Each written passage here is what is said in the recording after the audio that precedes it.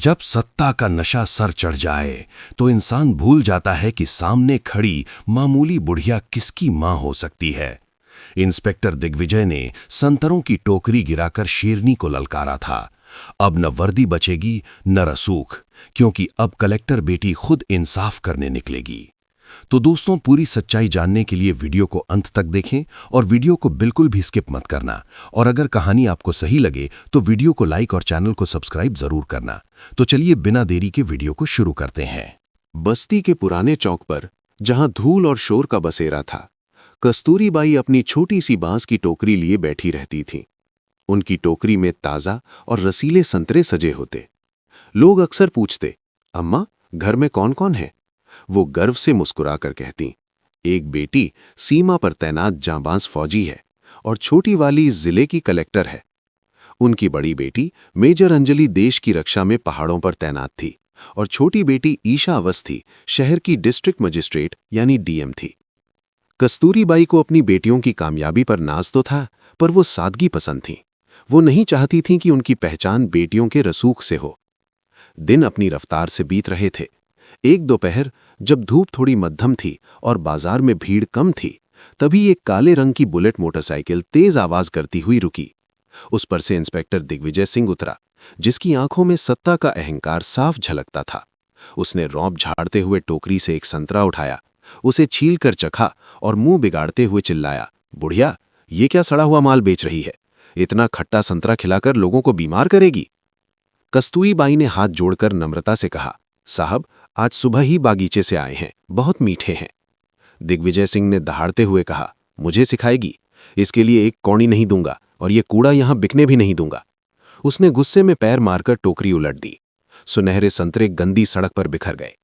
कस्तूरीबाई की आंखों में आंसू आ गए, पर पूरे बाजार में किसी की हिम्मत नहीं हुई कि वर्दी वाले के सामने बोल सके। दिग्विजय अपनी बाइक स्टार्ट कर वहां से ऐसे चला गया जैसे कुछ हुआ ही ना हो। वहीं पास की एक दुकान पर खड़े रोहन ने, जो ईशा को अपनी बड़ी बहन मानता था, ये सारा मंजर अपने फोन में कैद कर लिया। उसने तुरंत वो वीडियो ईशा को भेजा और मैसेज लिखा, दीदी, आपकी मां का अपमान हुआ है, इसे मत छोड़ना। ईशा उस वक्त एक जरूरी सरकारी मीटिंग में थी। वीडियो देखते ही उनका चेहरा गुस्से से लाल हो गया, लेकिन उन्होंने खुद पर काबू रखा। उन्होंने तुरंत अपनी बड़ी बहन अंजलि को फोन लगाया। अंजलि उस वक्त बर्फीली चोटियों पर गश्त कर रही थी। फोन उठाते ही अंजलि बोली, जय हिंद ईशा, सब ठीक है? ईशा ने भारी मन से कहा, दीदी, मैंने आपको एक वीडियो भेजा है, उसे देखें। वीडियो देखकर अंजलि का खून खौल उठा। उसने तुरंत छुट्टी लेकर घर आने की बात कही, पर ईशा ने उसे रोका। दीदी, आपकी जरूरत सरहद पर है। मां के आंसू पोंछने और इस अन्याय का हिसाब चुकता करने के लिए मैं काफी हूं। ईशा ने मीटिंग स्थगित की और अपनी नीली बत्ती वाली गाड़ी छोड़कर एक साधारण ऑटो पकड़ा। उन्होंने रास्ते में एक शोरूम से नीले रंग का एक साधारण सूट खरीदा और अपनी पहचान छिपाकर मां के पास पहुंची। मां को गले लगाकर उन्होंने सिर्फ इतना कहा, मां, जिसने आपकी टोकरी गिराई है वो अब अपनी वर्दी भी नहीं बचा पाएगा। अगले दिन ईशा साधारण कपड़ों में शहर के मुख्य थाने पहुंची। वहां का माहौल अजीब था। पुलिसकर्मी काम के बजाय हंसी मजाक में व्यस्त थे। ईशा ने दिग्विजय के सामने जाकर शिकायत की, कल आपने एक बूढ़ी औरत के साथ बदतमीजी की, क्या यह कानून के दायरे में आता है? दिग्विजय ठहाका मारकर बोला, कानून मैं हूं यहां का, जो करना है कर ले, तुझे भी अंदर डाल दूं क्या? तभी थाने के बाहर एक काली एसयूवी रुकी। शहर का ताकतवर राजनेता ठाकुर भानु प्रताप अंदर आया। उसे देखते ही दिग्विजय और बाकी पुलिस वाले सावधान की मुद्रा में खड़े हो गए। लेकिन भानु प्रताप जैसे ही ईशा के पास पहुंचा, उसके पसीने छूट गए। उसने सिर झुकाकर कहा, नमस्ते कलेक्टर मैडम, आप यहां इस हाल में? ये सुनते ही थाने में सन्नाटा पसर गया। दिग्विजय के पैरों तले जमीन खिसक गई। कुछ ही मिनटों में थाने के बाहर एसपी, डीएसपी और ईशा की पूरी टीम पहुंच गई। ईशा ने कड़क आवाज में आदेश दिया, इंस्पेक्टर दिग्विजय सिंह और उनके साथी को इसी वक्त सस्पेंड किया जाए और इनके खिलाफ पद के दुरुपयोग का मामला दर्ज हो।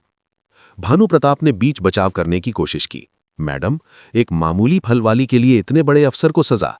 वो तो बस एक मामूली औरत थी। ईशा ने बिना देर किए भानु प्रताप के गाल पर एक जोरदार तमाचा जड़ा और कहा, वो मामूली औरत मेरी मां थी और इस देश के हर नागरिक का सम्मान बराबर है। पर कहानी यहां खत्म नहीं हुई। भानु प्रताप अपनी बेइज्जती का बदला लेने पर उतारू हो गया। उसने ईशा को फोन कर धमकी दी, तूने शेर की पूंछ पर पैर रखा है, अब जो आंधी आएगी उसमें तू और तेरी मां दोनों उड़ जाओगे। ईशा ने मां की सुरक्षा के लिए घर पर पहरा बिठा दिया। कुछ दिन बाद अचानक स्वास्थ्य विभाग और पुलिस की टीम कस्तूरीबाई की दुकान पर पहुंची। उन्होंने वहां जांच का नाटक किया और दावा किया कि संतरों में धीमा जहर मिलाया गया है। मीडिया को बुलाया गया और कस्तूरीबाई को अपराधी बनाकर जेल भेज दिया गया। अंजलि ने जब टीवी पर यह खबर देखी तो वो सन्न रह गई। उसने ईशा को फोन किया, लेकिन ईशा ने धैर्य से काम लिया। ईशा ने अपने जासूसों और रोहन की मदद से सारे इलाके के खुफिया कैमरे खंगाल लिए। आखिरकार उन्हें वो सुराग मिल गया। वीडियो में साफ दिख रहा था कि रात के अंधेरे में दिग्विजय के आदमियों ने ही टोकरी में नशीला पदार्थ छिड़का था। ईशा ने एक मास्टर प्लान बनाया और मीडिया में खबर फैलाई कि पुलिस के पास अब पुख्ता गवाह है। डर के मारे भानु प्रताप के गुर्गे आपस में लड़ने लगे और सच उगल दिया। ईशा ने खुद भानु प्रताप के घर पर छापा मारा और उसे गिरफ्तार किया। कोर्ट में जब सबूत पेश किए गए तो जज ने कस्तूरीबाई को बाइज्जत बरी किया और भानु प्रताप और दिग्विजय को 10-10 साल की कठोर कारावास की सजा सुनाई। जब कस्तूरीबाई जेल से बाहर आई तो ईशा खुद उन्हें सरकारी गाड़ी में बिठाकर लाई। पूरा शहर सड़कों पर था और उस ईमानदार मां और निडर बेटी के लिए तालियां बजा रहा था।